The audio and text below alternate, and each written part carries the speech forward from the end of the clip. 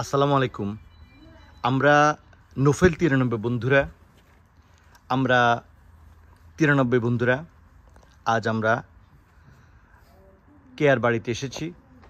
আপনারা জানেন যে 8 এপ্রিল 2023 মাইজদি বালিকা বিদ্যানিকেতনের 10ম শ্রেণীর ছাত্রী সানজানা কেয়া সে সড়ক দুর্ঘটনায় অলৌকিকভাবে বেঁচে যায়। এরপর আমাদের 93 বন্ধুরা তার চিকিৎসার দায়িত্ব নেয়।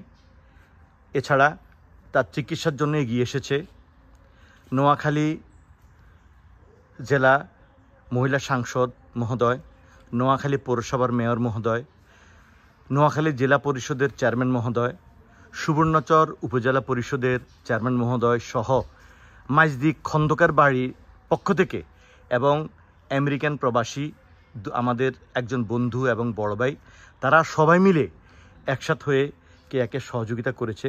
তার দুটি পায়ে চূর্ণ বিচূর্ণ হয়ে গিয়েছিল।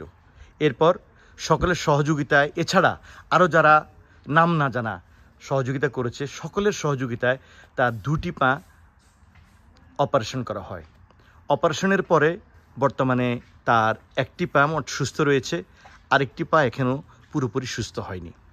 আমরা কথা দিয়েছিলাম তার সম্পূর্ণ অপারেশনের পর, চিকিৎসার পর তার পায়ে থাকা যে রডগুলো রয়েছে সে রডগুলো খোলার জন্য অর্থের প্রয়োজন হবে।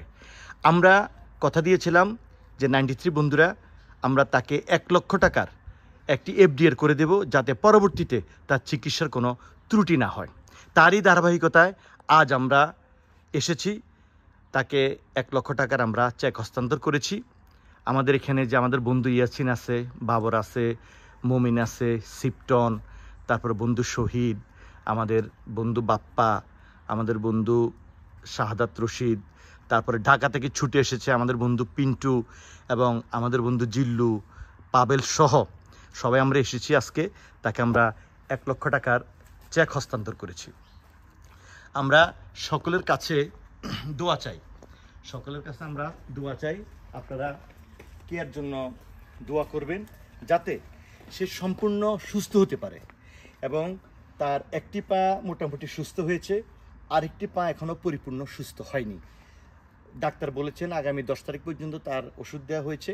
তো 10 তারিখের মধ্যে যদি তার ওই পাটি সুস্থ না হয় তাহলে আবারও তার আরেকটি পা অপারেশন করতে হবে।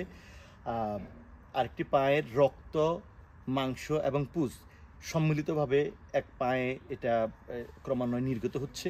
যাই হোক, পাক রাব্বুল আলামিন তাকে ক্ষমা করুক, আমাদের সবাইকে ক্ষমা করুক। আল্লাহ পাক রাব্বুল আলামিন যাতে তাকে পূর্ণাঙ্গভাবে সুস্থ করে দেয়। আপনারা সবাই তার জন্য দোয়া করবেন, তার জন্য সহযোগিতা করবেন।